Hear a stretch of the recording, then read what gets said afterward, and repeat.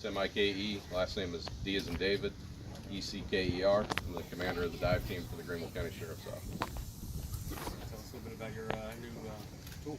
Absolutely. We're really excited. ScanSource partnered with the Greenville County Sheriff's Office dive team to help purchase a brand new piece of equipment for us. It's a underwater ROV.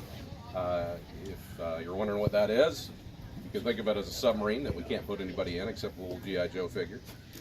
Or a drone, I guess, would probably be the most accurate comparison. But what it does is it allows us to go under the water, to go to depths that we would normally not be able to sustain a diver at for an extended period of time, and do very methodical searches when we're looking for evidence or people or whatever it is that we happen to be diving for. The unit is equipped with video capability. We can take video and still pictures with it.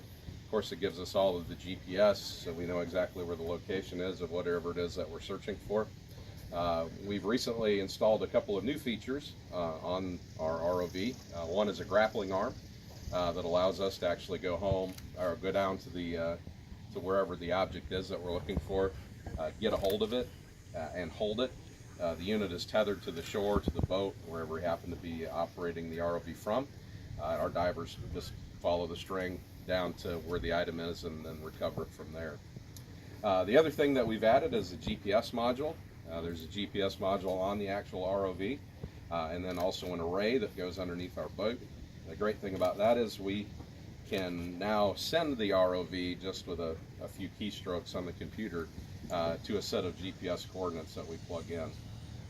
Where we would get those is if we were on the surface of the water and we're using sonar to scan the bottom and find likely targets.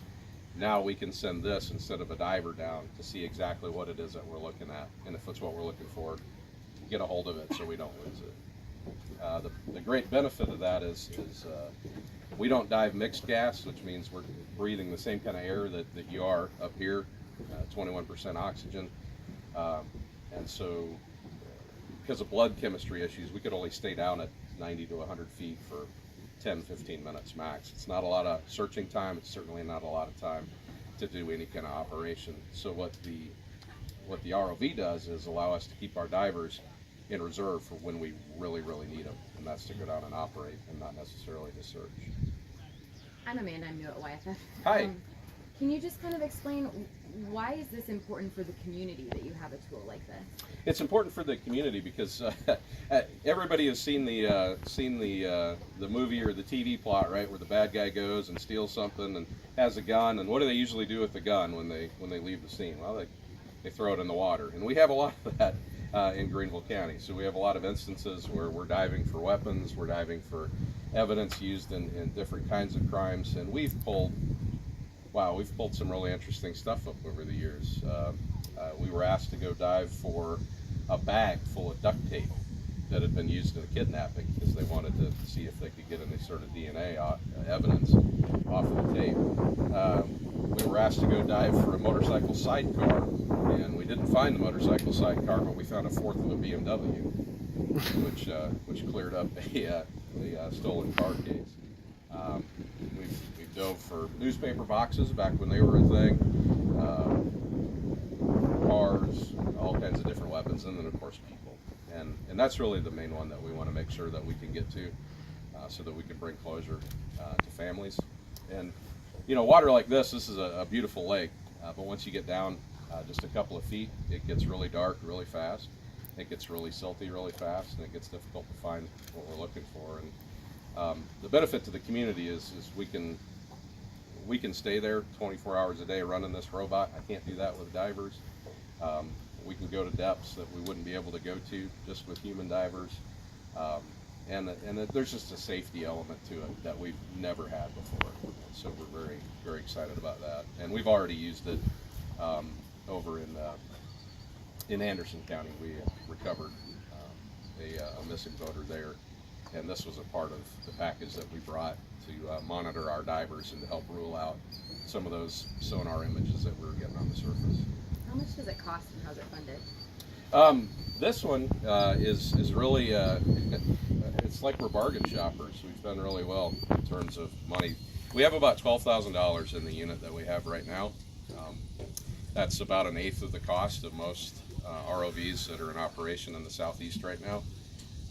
It's a newer company, Blue Robotics, and they've been great to partner with in terms of then sending us trial gear and extra stuff to kind of play with, and I guess we're really sort of helping them with their R&D, so that's great. But our huge partner here locally is ScanSource.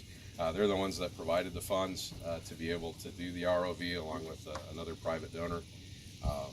And that's something that just would have been outside of the budget of the dive team on a regular basis, because it is a very equipment intensive kind of special team, not just from the standpoint of purchasing gear to start with, but maintenance of gear is huge because it's all life support equipment. So we're really thankful for ScanSource and their partnership and their investment in the community in this way. How big of a game changer is this to not just Greenville County, but the whole?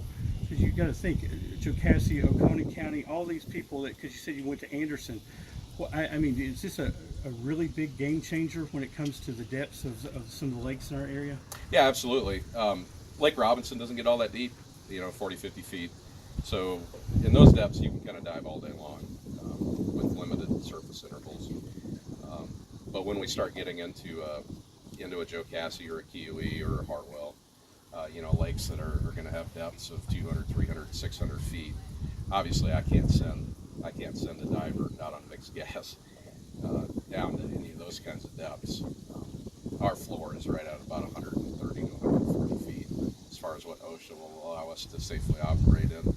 But this, we can send past that, and with the grappling arm, I can grab a hold of whatever it is that we're looking for and bring it to a depth that we can then operate. So what that does for us as a community, instead of having to wait for the Navy to send somebody, or instead of having to wait for a private organization, there's a couple of great ones that do it privately, but instead of having to wait 4 or 5 days to be able to get a piece of equipment that could go and check those targets, we can do it immediately, and we can do it without tons and tons and tons of divers. That's what we'd always run into in the past. If you had somebody go missing in Hartwell, you got to bring every team under the sun just so you have enough divers for those 10, 15-minute searches at a time. Anybody else in South Carolina have one of these? I think Oconee County has one. Charleston, I believe, has one. And then the other closest would be Georgia. The problem is a lot of those ROVs were purchased right when they came out, and so there's significant repair costs that we don't have because ours are all the modules are interchangeable. We can swap out parts. We have spare parts. We almost have enough spare parts to build another one if we really get interested in it. But no, this particular setup's been great. Can you talk about how it's controlled a little bit? I understand it's through an Xbox controller. Yeah. All the parents out there that have told their kids that playing video games will get them nowhere in life. A couple of my ground crew guys would. They've made us take pictures of them and send them home to their parents.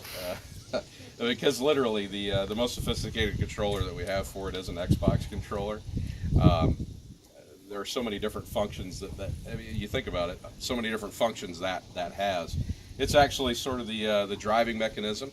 The unit itself is connected via a Cat5 cable back up to a computer system that we run off a ruggedized laptop, and that in turn we send video from it out to a larger screen, so we can get more eyes on what we're looking at. But yeah, at the end of the day, it's an Xbox controller, and that runs the ROV.